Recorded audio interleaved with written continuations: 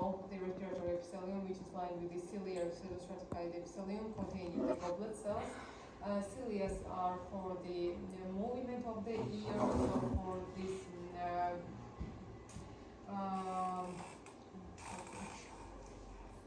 goblet cells are for the secretion,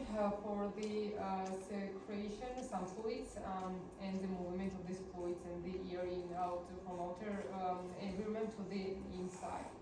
So we have this vestibule part, which is the entering part into the nose, and also we have this intra-nasal cavities. And as you know that we do have the of course, the outer surface of the nose is lined with the skin.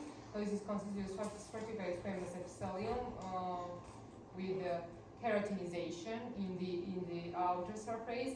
Then it is undergoes to this non-keratinized chaining. So we have this as a junction, the non-keratinized stratified squamous epithelium, and inside the nasal cavities. Of course, we have the respiratory epithelium with these ciliations, with the pseudostratification, and of course, as a lamina propria, we have the connective tissue layer. So, as I just mentioned, we know we have the two chambers of the nose, and for these chambers, we do have the bone that have its specific function, anatomical function, to divide the two chambers of the nose. And of course, it also consists of a specialized histological layer, and step by step I will explain. So we have this middle nasal cone here, the inferior and the apical or the maxillar part of the cochlea. The respiratory epithelium function, so it warms the ear because of the loss of penetration into the lamina, basal lamina. So under the basement membrane we have this lamina propria, which consists in the loss of blood vessel, penetrated blood vessel. This is for the function that warms the ear, moisten the ear because it's containing these goblet cells, mucin containing cells, which secretes the mucin, and they clean the ear. Of course, this is the mucosal surface. It is consisting with the special immune proteins, immunoglobulin A, which is a the factor against the infections, against the bacterial, fungal, viral infections, and the cilia, which are for the fluid for the ear movement. So the apical part of the cilia, we have these stratified epithelial cells with the prominent nuclei, which is a normal, and pink cytoplasm. In this image, there is no these goblet cells, but goblet cells are mucin-containing cells, so they actually are blue cells. We sometimes using the different types of stains to just highlight the goblet cells only. And it's the same. We have the glands, connective tissue, the goblet cells, cilia. The main cell type of the respiratory epithelium, so ciliated columnar cells, the brush cells, which consist in these cilia, goblet cells, which secrete the mucin, and small granular cells, which not visible with the hematoxylin. They are for the hormone, as a hormone releasing hormone for hormonal balance. So these basal cells,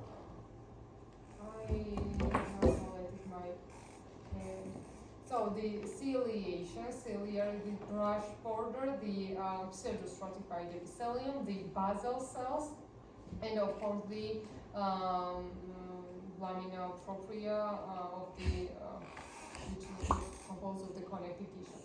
We have the different type of the epithelium as well in the nasal cavity. It is an olfactory epithelium, which is the epithelium that lines the olfactory tract. And the main difference between the respiratory epithelium and olfactory epithelium is that the olfactory epithelium is actually a receptoral kind of epithelium. So it is consisting the specialized cells that transport the biochemical information with the afferent nerve and afferent arterioles to the central nervous system. This is located in the apical part of the nasal cavity, where the olfactory bulb are located. ეს olfactory epithelium-ი pseudostratified არის, ხო? Pseudostratified არის, ოღონდ რეცეპტორებს ახლა შეიცავს, ცალკე გამოიყოფა. So as in its histology, it is also consisting with the several layers, with the cilia, with the main cells, with the supporting cell, the basal cells. But because it has its function that it can detect this, senses the information, and it is ending with the afferent arteriole, ending with an afferent nerve, upper nerve fibers to transmit all of this information to the with this olfactory bulb to the central neural system. So the olfactory epithelium stratified squamous with the ciliations, and we have the basal cells, the supporting cells inside the epithelium. Sometimes this is not detectable in a normal hematocellular stain, but structurally, just we know that there is this supporting cell for this receptoral units. Basal epithelium, then this is a normal lamina propria, nerve bundles.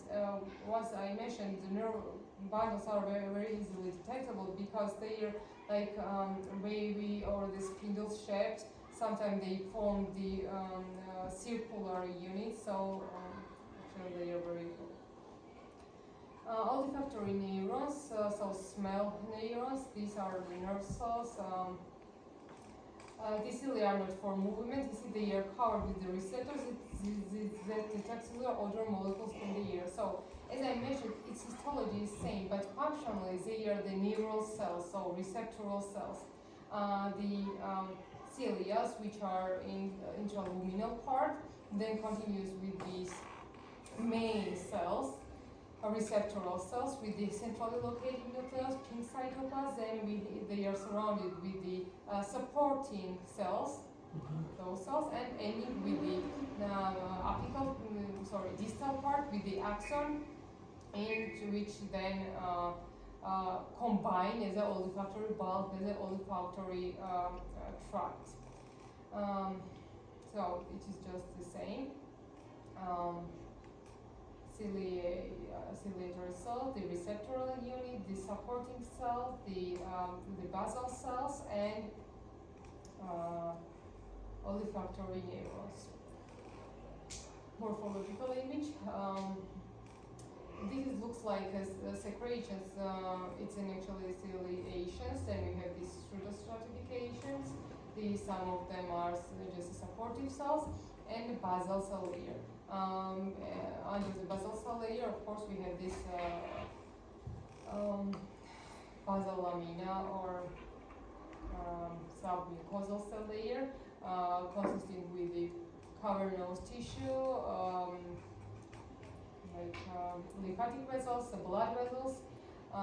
Most common pathology associated some lymphatic cavernous. It's a cavernous lymphangioma or the cavernous hemangioma, benign masses, and of course the hyaline cartilage or bone cartilage, depending on the nasal cavity's location. So in nasal cavity, in the laterally part, we have the hyaline cartilage for the structural support, and of course the nasal bones. Respiratory epithelium. So respiratory epithelium is containing the goblet cells, while the olfactory epithelium, we do not have the goblet cells. We have these receptoral cells, and so it's a normal respiratory epithelium with the goblet cells, with the ciliations, pseudostratification. Here we have this basal part and the lamina propria, both with this connective tissue. I just mentioned that sometimes we are using different type of stains to highlight some specific structure. This is the pus staining that highlights the only goblet sac, so it is staining the goblet sac with the pink. In respiratory tract, we do not need to highlight the goblet cells, but for instance, in Barrett mucosa, sometimes we need to identify those are the goblet cells or the stomach epithelial foveolar cells with the different cut angle. So they just is need for the goblet sauce highlight Protection. or detection. Yeah. Okay. Thank you for today, and so I think in Mondays or tomorrow I will send you the homework, which you should write. The deadline will be the end of the week. The topic will be the ear and this nasal cavities mucosa, so epithelium only. And so the topic will be the same, the tests and some several questions. And this is how I will evaluate you in the third this part. Okay. Mhm. Thank you for listening. Thank you.